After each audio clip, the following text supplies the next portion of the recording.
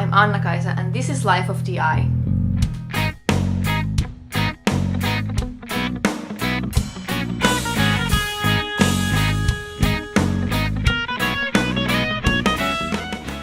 In this episode, I would like to tell you about my experience in the intensive care unit.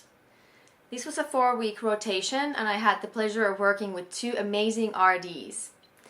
The patient population in the ICU, of course, these people are very ill and they have to be in a place where they can be monitored very frequently, and also you have to be much more careful with your nutrition plan.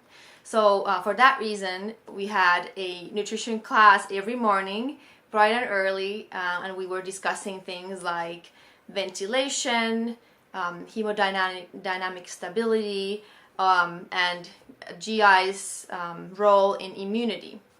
And that was probably my favorite part about this rotation, those early morning discussions with the RDs, because that's when we really had a chance to learn and discuss all those things that we would see when we treat the patients. And actually, we did even get to try a ventilator, and I gotta say it was really difficult. It's not surprising to me that a lot of these patients would be sedated in order for them to be intubated in a proper way, because a lot of patients would start fighting the ventilator. The patients that we would commonly see in the ICU are people who have had maybe a stroke or a heart attack, or have had a major surgery like a liver transplant. And they are commonly, as I said, sedated and ventilated. So when we went to see patients, and if there's no family around, the visits would be very short. I would just basically do the nutrition-focused physical exam. And the reason why that is so important to do every week is that when a person is critically ill, the metabolism is changed into breaking some of the muscle down and the fat down to make sure that all the vital organs have plenty of nutrients to keep going and to heal. And so we would very often see a lot of muscle breakdown and muscle wasting, and also fat wasting. So it's important for us to keep an eye on that, because we also want to make sure that we're giving them enough nutrients through tube feeds or TPN, and to minimize that muscle breakdown.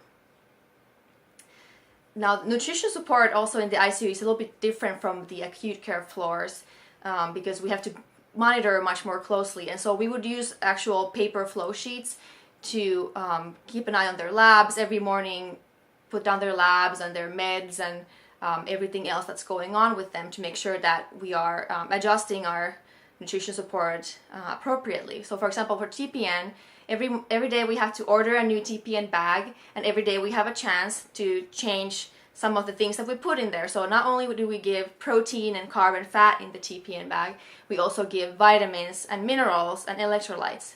So let's say a patient had low potassium level, we have the chance to add more potassium into that TPN bag, and next morning see what our change did and then adjust further. So I think that was very interesting to keep an eye on and see what our changes would do to the blood levels the next day.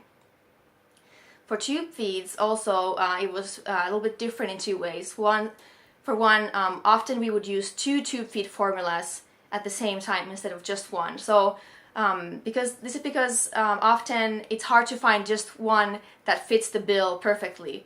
Often the energy needs are much higher than their protein needs. So if you would use a basic formula, there might not be enough protein in that. But if you mixed a basic formula with something that has a lot of protein, you probably will get to that sweet spot. Also in the ICU, these patients have procedures very often. So during and before those procedures, they often have to be NPO. So not even tube feeds can go into their bodies. So this means that you might not get even close to the goal tube feed volume if you have those moments of NPO a lot. So it's called a MEN protocol, and the nurses actually use that to determine how much they have to increase the rate of the tube feed before the procedure, or before going NPO, or afterwards. And this way we were able to maximize the amount that they would get through the tube feeds. So I think that was very neat, because these these patients really need their nutrition. Overall, I really enjoyed this rotation like I have my previous ones. This was not as stressful as I anticipated it to be. You know how a ICU setting sounds really scary because you know all the patients are going to be really ill, but it wasn't as bad. And all the morning classes and all the learning that I got from throughout the rotation from the RDs really supported my learning from the previous rotations. Everything seemed to come together during this rotation, and I just really hope that all the things I learned will stick in there. Next, I'm going to go to pediatrics. It's going to be another 4-week rotation, and I love kids, so I'm really looking forward to that. And so I will see you in 4 weeks. Bye. うかこね